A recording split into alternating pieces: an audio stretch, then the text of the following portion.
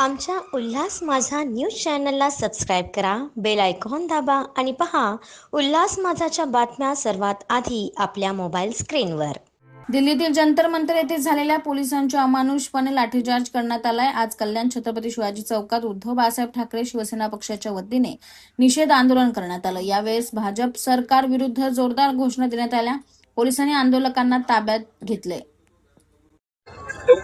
जंतर मंतरवर विद्यार्थी पेपर फुटी संदर्भात व शैक्षणिक खातं हे नीट काम करावं यासाठी आपल्या मागण्या घेऊन जवळजवळ 23 दिवस बसले होते।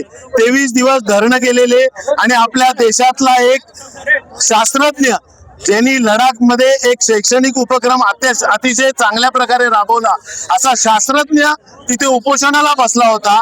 तर त्याला 23 दिवस सरकारचा एकही मंत्री, सरकारचा एकही अधिकारी जंतर मंतरवर येऊन त्यांच्या मागण्या काय आहेत हे विचारलं नाही।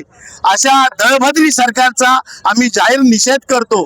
आणि जेव्हा 23 दिवस जर विद्यार्थ्यांच्या मागण्या काय आहेत हे विचारायला हे निर्दयी सरकार अडाणी मोदी आणि अडाणी अमित शाह जर तिथे येऊ शकत नाही आणि धर्मेंद्र प्रधानचा राजीनामा घेऊ शकत नाही, त्या सरकारसाठी त्यांनी लॉंग मार्च काढला संसदेवर।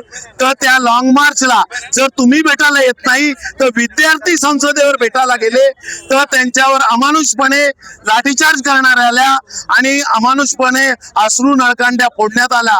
कोवळ्या विद्यार्थ्यांची अतिशय दयनीय अवस्था झाली, कोणाचे डोळे आदू झाले। एक मुलगी तर व्हेंटिलेटरवर होती, तिची अफवा पसरली की ती मृत्यू पावली म्हणून, परंतु ती व्हेंटिलेटरवरनं आज बाहेर आलेली आहे। आणि अशा निर्दयी सरकारचा आम्ही जाहीर निषेध करतो। हे दळभद्री सरकार ज्यांची सर्व सरकारनीच राजीनामा द्यावा, मोदीची लायकी नाहीये सत्तेवर राहण्याची।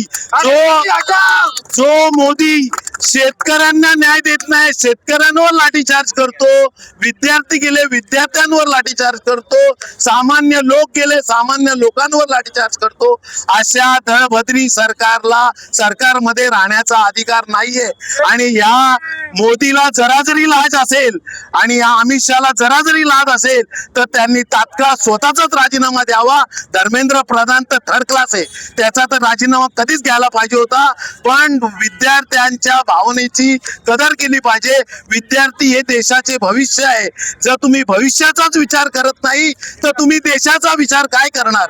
असे लोक सत्तेमध्ये आहेत आणि निर्लज्जपणे आपले काय तो खोत काय नाव त्याचं, सदाभाऊ खोत, तो त्यांना आतंकवादी बोलतो। किती लाज लज्जा सोडलेले लोक भरलेले आहेत। आणि हे आपले भाजपचे महाराष्ट्र प्रदेश अध्यक्ष रवींद्र चव्हाण ते बोलते परदेशी शक्तीचा तिथे हात आहे।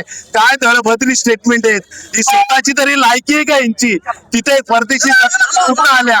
आमच्या उल्हास माझा न्यूज चॅनलला सबस्क्राईब करा, बेल आयकॉन दाबा आणि पहा उल्हास माझाच्या बातम्या सर्वात आधी आपल्या मोबाईल स्क्रीनवर।